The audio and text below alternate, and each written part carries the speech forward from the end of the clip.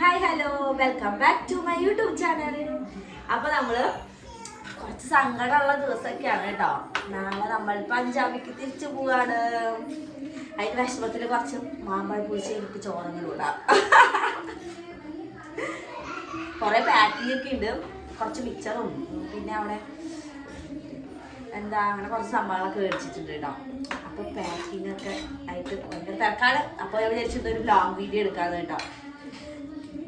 ചോറൊക്കെ കൊണ്ടിട്ട് മെല്ലെ എല്ലാം പിന്നെ എടുക്കാതെ ചീരയും പിന്നെ മാമ്പഴ പുളിശ്ശേരി കേട്ടോ.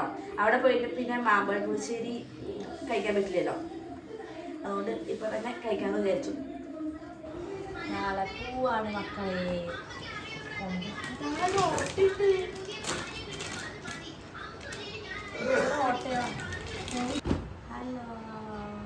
ഉറക്കം തൂങ്ങിയിട്ടായിട്ട് വീട് കിട്ടണം. നല്ല ഉറക്കം ഉണ്ട്. 10 സമയം. അപ്പോൾ നാളെ കൊണ്ടുപോകാൻ നമ്മൾ പാക്ക് കേട്ടോ. ചിപ്സ് ഉണ്ട്, 3 പാക്കറ്റ് മിക്സറാണ് നമ്മൾ 1 കിലോയുടെ മേടിച്ചിട്ടുണ്ട് കേട്ടോ.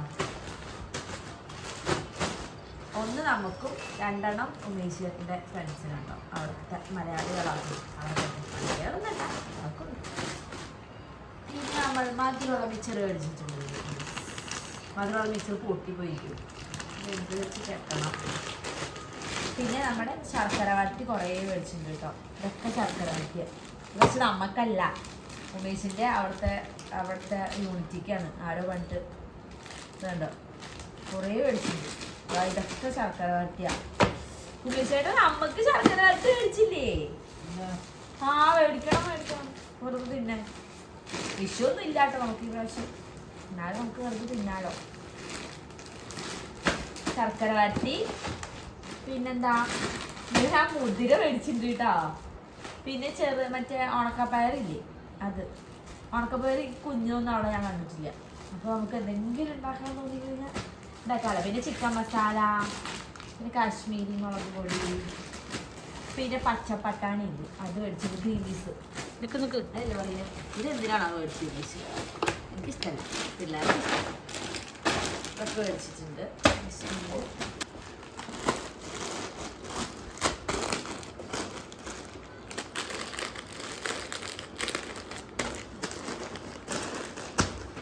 പൊട്ടിപ്പോയിട്ടുണ്ട്. പിന്നെ ഞാൻ അജ്രക്കിൻ്റെ 2 ക്ലോത്ത് മേടിച്ചിട്ടുണ്ട്. അവിടെ പോയിട്ട് നൈറ്റി, ഫ്രോക്ക് നൈറ്റി അടിക്കാൻ വേണ്ടിയിട്ട് കേട്ടോ. ഇത് കൊണ്ടുപോകുന്നുണ്ട്. പിന്നെ ഞാൻ സാരി മേടിച്ചിട്ടുണ്ട് കേട്ടോ. അതിന് ഇവിടെ ഉള്ളത് എടുക്കാൻ വിചാരിച്ചു. പിന്നെ ഞാൻ കടയിൽ പോയപ്പോൾ ഒരു സാരി കണ്ടപ്പോൾ മേടിച്ചതാ. നല്ല റേറ്റ് കുറവാണ്, 250 രൂപയുള്ളൂ. നല്ല കുറേ കളർ ചേഞ്ച് ഉണ്ട് കേട്ടോ. ഞാൻ ഇതാ മേടിച്ച്. ഇതൊന്നും കൊണ്ട് അവിടെ ആണെങ്കിൽ എപ്പോഴും സാരിയൊക്കെ വേണം.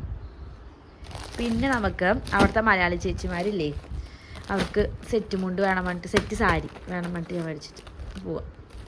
സേഫായി വെക്കാം. നല്ലതാ.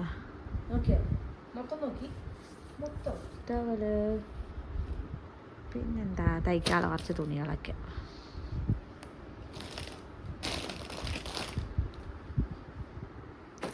പിന്നെ ഞങ്ങൾ പണ്ട് ഡിഗ്രിക്കൊക്കെ പഠിക്കുമ്പോൾ ഉണ്ടായിരുന്ന സാരി കേട്ടോ, ഉടുക്കണേ ഇല്ല. അപ്പോൾ ഞാൻ വിചാരിച്ചു ഇതിൻ്റെ കൂടെ ഒരു ബ്ലാക്ക് ബ്ലൗസും കൂടി ഉണ്ടെങ്കിൽ അവിടെ ഇടാമല്ലോ, സെറ്റാവും.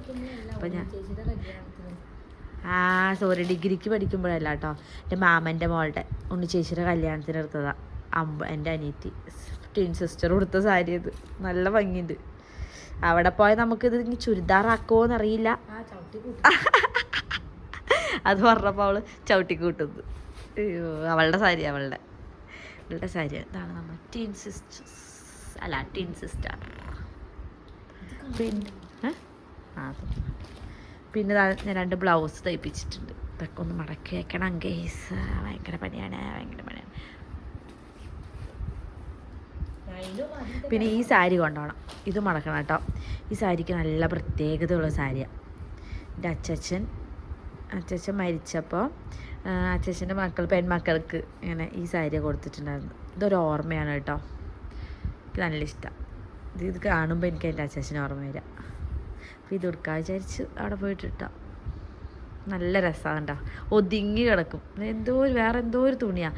എനിക്ക് തോന്നണത് ഇതിന് 10 വർഷത്തിന് മേലെ പഴക്കമുണ്ട് ഈ സാരിക്ക് കേട്ടോ.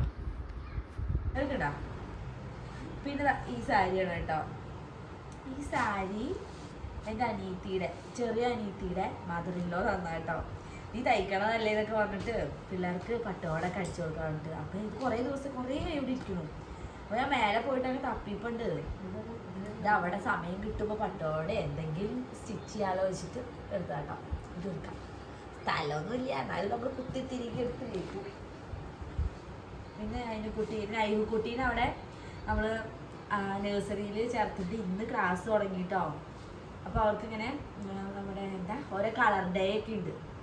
അപ്പോൾ ഇങ്ങനത്തെ ഡ്രസ്സൊന്നും കൊണ്ടുപോയില്ലെങ്കിൽ നമ്മൾ തന്നെ സ്റ്റിച്ച് ചെയ്ത് മടുക്കും. അതുകൊണ്ട് കുറച്ച് അവൾക്ക് പറ്റിയ പോലത്തെ ഡ്രസ്സുകൾ കൊണ്ടുപോയി വെച്ചു. ഇതൊക്കെ നൈനുവിൻ്റെ ഡ്രസ്സുകളാട്ടോ.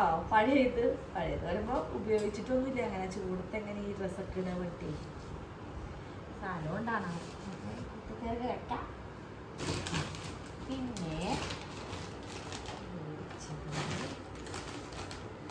ഇന്ന് ഞാൻ പോയി മേടിച്ചാട്ടോ. അത് നമ്മുടെ കുത്താമ്പളിൽ നിന്ന് ഇതൊക്കെ ബില്ലുകളാണ് അതിൻ്റെ ആവശ്യം.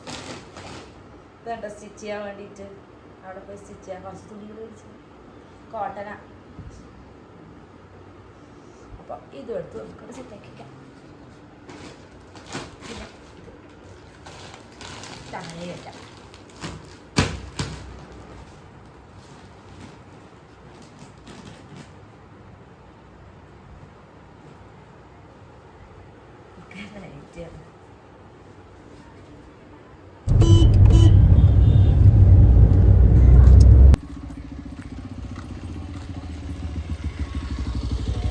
പിന്നെ പോണ ദിവസം നൈഹുക്കുട്ടീനെ റൂട്ട് കനാൽ ചെയ്യാൻ വേണ്ടിയിട്ട് ഹോസ്പിറ്റലിൽ കൊണ്ടുപോയിട്ട് റൂട്ട് കനാൽ ചെയ്തു. അതിൽ ക്യാപ്പ് ഇടണമായിരുന്നു കേട്ടോ. ഞാൻ വിചാരിച്ചു അവൾ കരയുന്നൊക്കെ, പക്ഷെ കരയാതെ പിടിച്ചിരുന്നു കേട്ടോ.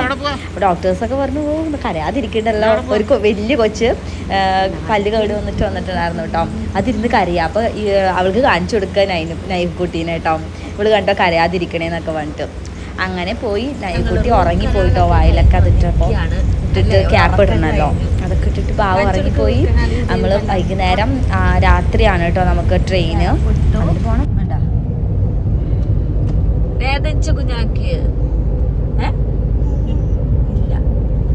ഞങ്ങൾക്ക് ഒരു പേടിയായിരുന്നു കേട്ടോ ആദ്യം റൂട്ട് കനാൽ ചെയ്യുമ്പോൾ. 3.5 വയസ്സല്ലേ ആയിട്ടുള്ളൂ. അങ്ങനെ ചെയ്യണതൊന്നും കണ്ടിട്ടും കേട്ടിട്ടൊന്നും ഇല്ലല്ലോ. പക്ഷെ കുറച്ച് കുഴപ്പമില്ലാതിരുന്നു കേട്ടോ. അവള് അങ്ങനെ വേദനിച്ചൊന്നുമില്ല. ഞങ്ങക്ക് വിശക്കാൻ തുടങ്ങിയിട്ടുണ്ട് അല്ലേ നൈഹു? കഴിക്കാം. ഞാൻ ഇപ്പോഴും ഒറ്റപ്പാലം പോകുമ്പോൾ ഒരു വെജിറ്റേറിയൻ ഹോട്ടലുണ്ട് കേട്ടോ. നല്ല ടേസ്റ്റ് അവിടുത്തെ ചോറ്. ഞാൻ അവിടെ നിർത്താൻ പറഞ്ഞു ഉമേഷിനോട്. ഉമേഷ് പറയും ഉമേഷിന് നോൺ വെജ് മതി. എനിക്കില്ലേ എനിക്ക് കുറേ നെറ്റിയിട്ട് കേട്ടോ. കണ്ടോ, ഞങ്ങൾക്ക് പാരമ്പര്യമാണ്. ഞങ്ങൾ പഠിക്കുന്ന കാലത്തൊക്കെ ഞങ്ങളിങ്ങനെ മുടി കെട്ടിയിട്ടാന്നൊക്കെ പറയും. അതൊക്കെ വെറുതെ പറയാം കേട്ടോ. ഞങ്ങൾ ജനിച്ചപ്പോൾ തന്നെ ഞങ്ങളുടെ നെറ്റി ഇത്ര ഉണ്ടായിരുന്നു. അല്ല നൈഹുവിൻ്റെ പ്രായത്തിൽ പിന്നെ കുട്ടികൾക്കൊന്നും അധികം നെറ്റിയില്ല.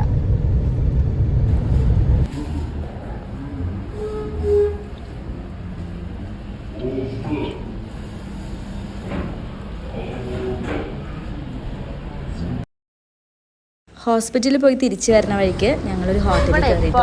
വെജിറ്റേറിയൻ ഹോട്ടലാണ്. ഒരു അമ്പലത്തിൻ്റെ ഓപ്പോസിറ്റ് ആട്ടോ. ഒറ്റപ്പാലം പോകുമ്പോഴൊക്കെ ഞാനിവിടെ കയറാറുണ്ട്. നല്ല ടേസ്റ്റാണ് കേട്ടോ. അവിടുത്തെ ഒരു മോരുകറി ഉണ്ട്. എന്തൊരു ടേസ്റ്റാണ്.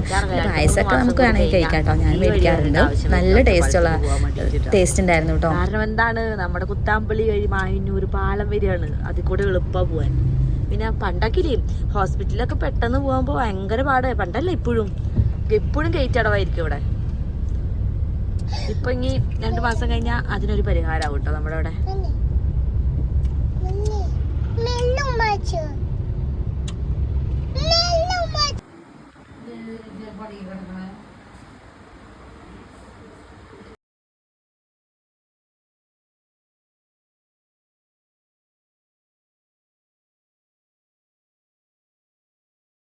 അങ്ങനെ നമ്മൾ രാത്രി ഒരു 10:30 ആയപ്പോഴേക്കും നമ്മൾ ഇറങ്ങാൻ നിൽക്കുകയാണ് കേട്ടോ. അപ്പോഴേക്കും നൈഹും എല്ലാവരും അവിടെ കിടന്നുറങ്ങിയിട്ടോ.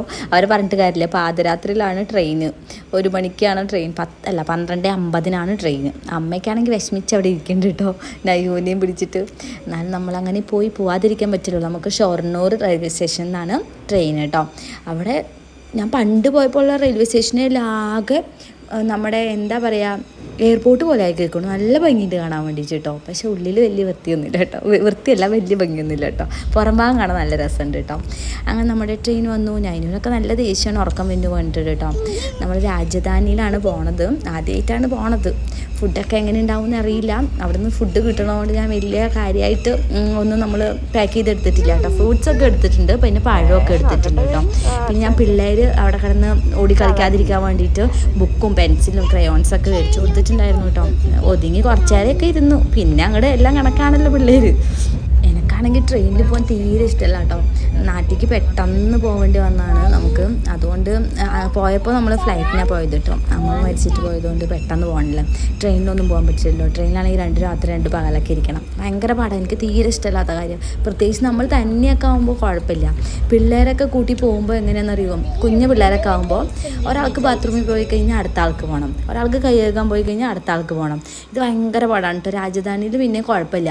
2 ഡോറ് അവിടുത്തെ പുറത്തെ ഡോറൊക്കെ അടച്ചിടും. പക്ഷെ വേറെ ട്രെയിനിൽ നമ്മൾ ഫസ്റ്റ് ടൈം ഇങ്ങോട്ട് വന്ന ടൈമിൽ ആ ട്രെയിനിൽ ഒരു ഭാഗത്ത് ഡോറൊന്നും അടച്ചേ ഇടില്ല, അങ്ങനെ തുറന്നിടും. നമ്മളിങ്ങനെ ബാത്റൂമിലേക്കൊക്കെ പോകുമ്പോൾ അത് ആ ഡോറിൻ്റെ അടുത്തുകൂടെ പോവുക. പേടിയാവും കേട്ടോ പിള്ളേരെ കൊണ്ടൊക്കെ പോകാൻ വേണ്ടിയിട്ട്. പക്ഷേ രാജധാനിയിൽ കുഴപ്പമില്ല, 2 ഡോറ് എപ്പോഴും അടച്ചിടും. നല്ല സേഫായിട്ട് പോവുകയൊക്കെ ചെയ്യാം കേട്ടോ. പക്ഷെ ഒരു കാര്യമുണ്ട്, അവിടെ ട്രെയിൻ ഭയങ്കര കുലുക്കം കൂടുതലാണ് കേട്ടോ. കൊച്ചുങ്ങളിലൊന്നും എടുത്തിട്ട് പോകാൻ പറ്റില്ല. അപ്പോഴേക്കിനും ആടി നമ്മൾ എവിടേക്കെങ്കിലും വീഴും കേട്ടോ. പിടിക്കാതെ പോകാൻ പറ്റില്ല. നമ്മൾ എവിടെ എത്തിയത്, നിസാമുദ്ദീനിൽ ഇറങ്ങി അവിടുന്ന് ഡൽഹിക്ക് ഒരു ലോക്കൽ ട്രെയിനിലാണ് പോയത് കേട്ടോ. നമ്മൾ അവിടുന്ന് ഒരു കൊച്ചിനെ കണ്ടു കേട്ടോ. അത് നാട്ടിൽ പോയിട്ട് വന്നതാണ്. അച്ഛൻ ആർമിയിലാണ് വർക്ക് ചെയ്യുന്നത് കേട്ടോ. അപ്പോൾ അവനും ഉണ്ടായിരുന്നു കേട്ടോ. പിന്നെ അവിടുന്ന് നമുക്ക് 3 മണിക്ക് വന്ദേ ഭാരതിലാണ് നമ്മൾ അംബാലയ്ക്ക് പോയത്. അങ്ങനെ വന്ദേ ഭാരതിൽ ഒരു 2 മണിക്കൂറുണ്ടായിരുന്നു യാത്ര. പിന്നെ അവിടുന്ന് അംബാലയിൽ നിന്ന് നമ്മൾ ഒരു ടാക്സി വിളിച്ചിട്ട് നമ്മൾ നേരെ പട്ടിയാലയ്ക്ക് പോയിട്ടോ. അവിടേക്ക് പോയി ക്വാർട്ടേഴ്സിൽ പോയിട്ട് ഭയങ്കര വയ്യായിരുന്നു. പോണ വഴിക്ക് നമ്മൾ ആദ്യമൊക്കെ നല്ല പച്ചപ്പായിരുന്നു തണുപ്പ് സമയത്ത്. ഇപ്പോൾ നമ്മുടെ അവിടെയൊക്കെ ഇങ്ങനെ വേനൽക്കാലല്ലേ, നല്ല ചൂടുമാണ്. എല്ലാം ഉണങ്ങി വരണ്ട് പാടം പോലെ ആയിക്കണു എല്ലാം. അങ്ങനെ നമ്മൾ പട്ടിയാലയ്ക്ക് നമ്മൾ ക്വാർട്ടേഴ്സിൽ ഒരു 8:30 ആയപ്പോൾ എത്തിയിട്ടോ. 8:30 എത്തിയിട്ട് നമ്മളെന്ത് ചെയ്തു, ഒന്നും ചെയ്തില്ല. പ്രാന്തായി, ആകെ ഒരു കോലം കെട്ട് കിടക്കായിരുന്നു കേട്ടോ ക്വാർട്ടേഴ്സൊക്കെ. എന്താ ചെയ്യുക, ഭയങ്കര പൊടിയും പിടിച്ച് നാട്ടിൽ പോയി കഴിഞ്ഞാൽ അതാണൊരു പ്രശ്നം. ഫ്രിഡ്ജൊക്കെ ആണെങ്കിൽ ആകെ കറുത്ത് അലങ്കോലമായിട്ടാണ് കിടക്കുന്നുണ്ടായിരുന്നു കേട്ടോ. എൻ്റെ പാലൊക്കെ ഇരിക്കുന്നുണ്ടായിരുന്നു. പെട്ടെന്ന് പോയതുകൊണ്ട് ഫ്രിഡ്ജൊന്നും അങ്ങനെ വൃത്തിയാക്കാൻ പറ്റിയില്ല. ആകെ 2 ഡ്രസ്സും എടുത്ത് അങ്ങനെയും പോയിട്ടോ. പിന്നെ നമ്മുടെ ഞാനിങ്ങനെ കുറച്ച് ഇതിന് പറയുക, ആ മണി പ്ലാന്റൊക്കെ നട്ടിട്ട് ഇങ്ങനെ വെള്ളത്തിൽ വെച്ചിട്ടുണ്ടായിരുന്നു. ആ വെള്ളമൊക്കെ വറ്റിപ്പോയി. ഒരു കട്ടൻ ചായ ഇട്ട് അങ്ങോട്ട് കുടിച്ചു. ഉറുമ്പൊക്കെ കയറി, പഞ്ചസാര കുറച്ച് ഉറുമ്പൊക്കെ കയറി. ഇത് നമുക്ക് അന്നത്തെ ഡിന്നർ തന്നത് നമ്മുടെ നേരെ ഓപ്പോസിറ്റുള്ള ഗൗതമി ചേച്ചിയാണ് കേട്ടോ. ഗൗതമി ചേച്ചിയുടെ ഫുഡ് ഭയങ്കര ടേസ്റ്റാണ്, നല്ല ടേസ്റ്റാണ്. അത് കഴിച്ചപ്പോൾ തന്നെ നമ്മുടെ ഒരു സദ്യ ഉണ്ട ഫീലാണ് കേട്ടോ. ചോറ്, പിന്നെ പൊട്ടറ്റോ കൊണ്ട് ഒരു ഉപ്പേരിയും, പിന്നെ ഒരു ചമ്മന്തിയാണ് കേട്ടോ. അതെന്താണെന്ന് വെച്ചാൽ നെല്ലിക്ക ചമ്മന്തിയാണ്. നല്ല ടേസ്റ്റ് ഉണ്ട്. എന്ത് ടേസ്റ്റോ, നല്ല ടേസ്റ്റോ. ഒരു ദിവസം എനിക്ക് ഉണ്ടാക്കാറുണ്ട് കേട്ടോ. പിന്നെ അവരുടെ സാമ്പാർ നല്ല ടേസ്റ്റ് ഉണ്ട്. പിന്നെ മുട്ട പൊരിച്ചതുണ്ട് കേട്ടോ. മുട്ട എന്ന് പറയുമ്പോൾ അതിൽ അവർ കറിപ്പത്ത, പിന്നെ എന്തൊക്കെയോ ഒരു ഇലകളൊക്കെ ഇടും. പിന്നെ ഈ കടലപ്പരിപ്പൊക്കെ ഇട്ടിട്ടുണ്ട്. അത് കടിക്കാൻ കിട്ടും നമുക്ക്. പിന്നെ നമ്മൾ രസം ഉണ്ടായിരുന്നു, തൈര് ഉണ്ടായിരുന്നു, അങ്ങനെ കുറേ സംഭവം ഉണ്ടായിരുന്നു കേട്ടോ. ഒരു സദ്യ ഉണ്ട് ഫീലാന്ന് പറഞ്ഞില്ല, നല്ല ടേസ്റ്റ് ഉണ്ടായിരുന്നു. പിന്നെ നമ്മൾ നാട്ടിൽ നിന്ന് ഉണക്കമീൻ കൊണ്ടുവന്നിട്ടുണ്ടായിരുന്നു കേട്ടോ. അതും ഉമേശം ഒന്ന് വറുത്തിട്ടുണ്ടായിരുന്നു. അതും കൂടി കൂട്ടി നമ്മൾ കഴിച്ചു.